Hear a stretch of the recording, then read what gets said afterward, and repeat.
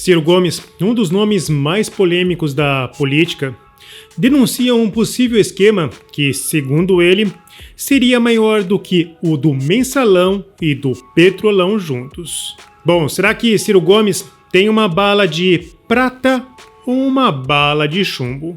Eu sou Marcelo Pontes e este é o Verdade Política, um canal que busca revelar o filme preto e branco da nossa política.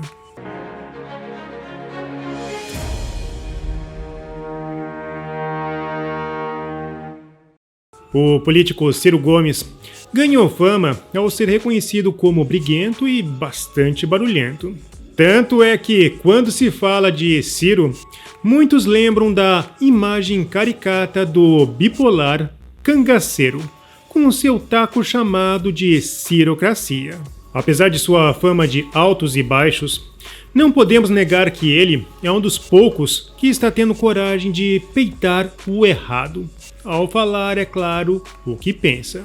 Isso porque falar e até pensar no Brasil viram um ato de rebeldia, já que o país se tornou um modelo do experimento polêmico chamado Macacos e a Escada. O pesquisador J.R. Stephenson, um sociólogo em meados do século XX, decidiu realizar um experimento curioso e até certo ponto cruel. Nesse experimento, um grupo de macacos foram confinados perto de uma escada que levava a uma banana pendurada no teto. Toda vez que um macaco tentava subir na escada para pegar a banana, todos os macacos, em grupo, recebiam um jato de água fria. Eventualmente, os macacos aprenderam a associar a subida da escada com o desconforto do jato de água fria. Criou-se um padrão.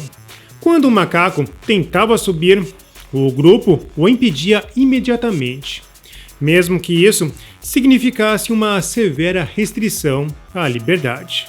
Os macacos foram substituídos por novos, e mesmo não sendo atingidos pelo jato de água fria, eles ainda impediam uns aos outros de subir a escada. O experimento mostrou como o condicionamento de uma sociedade, ou seja, condicionamento de grupo, pode ser perigoso até para as gerações futuras. Na Coreia do Norte, esse experimento é real. Muitos acreditam que aquele grau de repressão é normal. E assim como no experimento, eles denunciam uns aos outros para o governo ditador. No Brasil, não é diferente. Muitos foram condicionados a acreditar que o brasileiro não é nada sem o Estado. E na verdade, é tudo ao contrário. Felipe Neto, assim como outros, é um exemplo de macaco que não sobe a escada e nem questiona o motivo pelo qual não sobe a escada. É por isso que ele cria imersões panfletárias quase que diariamente. Fantasias que não fazem o menor sentido. Como dizer que extrema-direita aparelhou as instituições, muitas delas do setor judiciário. Até pessoas mais letradas como Davidson Belém Lopes geram postagens com algum grau de ironia. Que loucura! A turma vai à luta pelo direito de não ter direitos. O bolsonarismo fez um estrago grandão nesse país, viu? Bom, é claro que pontuei que o povo do Paraguai foi por este caminho. E adivinha? Estão se virando muito bem sem o Estado. Os dados mostram que esse populismo só está matando o continente. Um atraso histórico. Mas apesar dos seus defeitos, na verdade, seus vários defeitos, incluindo ser irmão de Cid Gomes, Ciro não é um macaco condicionado.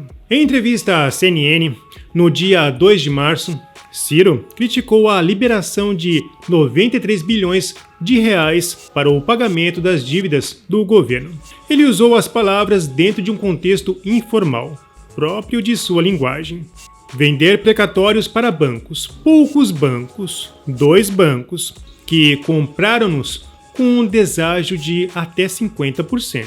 E que esse caso seria uma falcatrua maior que o do Mensalão e do Petrolão juntos. Vários especialistas de checagem como o caso do Estadão, mostraram a fragilidade dos instrumentos de avaliação de informação, pois só debruçaram no verbo vender.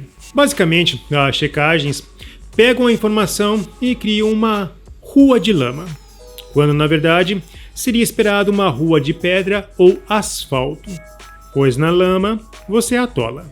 Por isso, Ciro Gomes teve que voltar para explicar melhor. 93 bilhões de reais do povo brasileiro foram entregues pelo governo Lula aos bancos. Diretamente? Não. É claro que eles montaram um esquema para disfarçar isso. Ninguém faz corrupção passando nota fiscal. O que é que eles fizeram?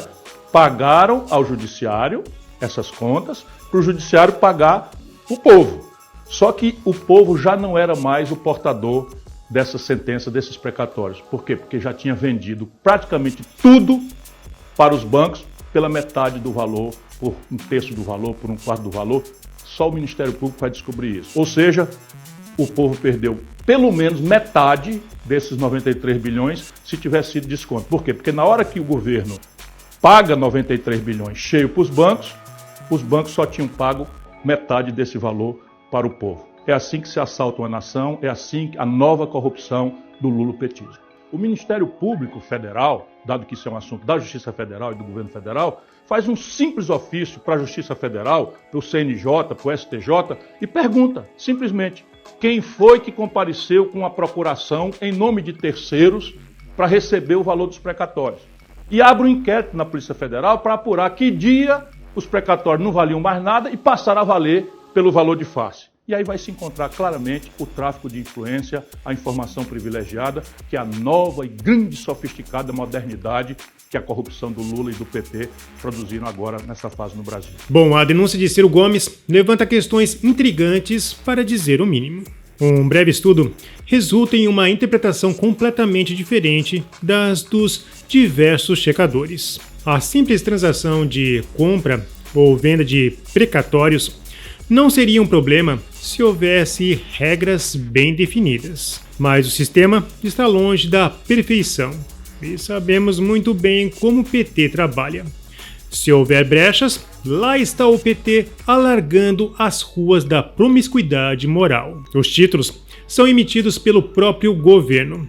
Então o problema não está na ideia de um comércio direto, mas sim indireto. Bom, estamos falando de uma possível intervenção, o que, é claro, desperta um interesse particular dada a dinâmica delicada entre governo e mercado. A pergunta-chave é: há negociações? Uma possível intervenção do governo no mercado de compra e venda de precatórios é uma questão complexa, que levanta preocupações em relação à separação de funções governamentais. Estamos falando de dinâmicas de mercado, justiça, transparência e responsabilidade fiscal. Precatórios, que são dívidas judiciais que o governo precisa pagar, são negociados no mercado. Lembrando que o governo não realiza esses pagamentos de forma imediata. A possibilidade do governo intervir diretamente neste mercado poderia resultar em uma mistura inapropriada de funções judiciárias e executivas. Isso, com certeza, iria gerar distorções nas dinâmicas de mercado. E, claro, alguém poderia se beneficiar de qualquer forma de intervenção que favoreça determinados grupos ou indivíduos em detrimento de outros, levanta questões significativas de corrupção, legalidade e ética.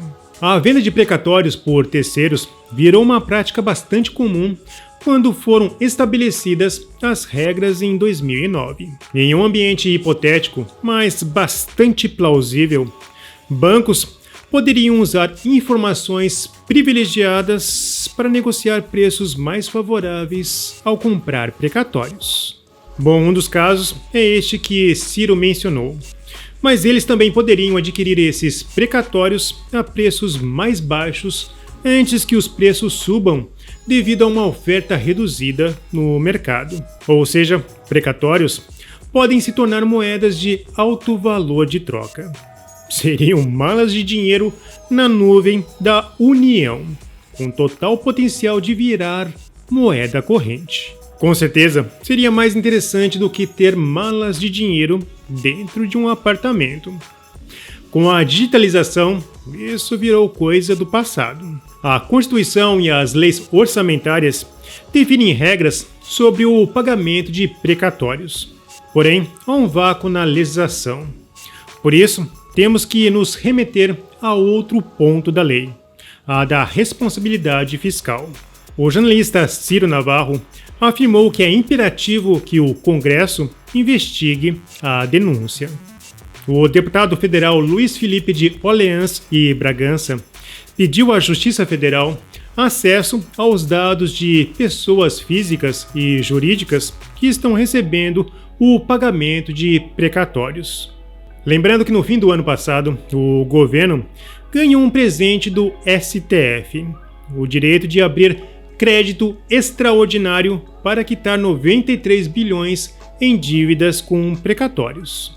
Com acesso ao rol de beneficiados, podemos investigar se houve dentro do governo favorecimento e compartilhamento de informações privilegiadas.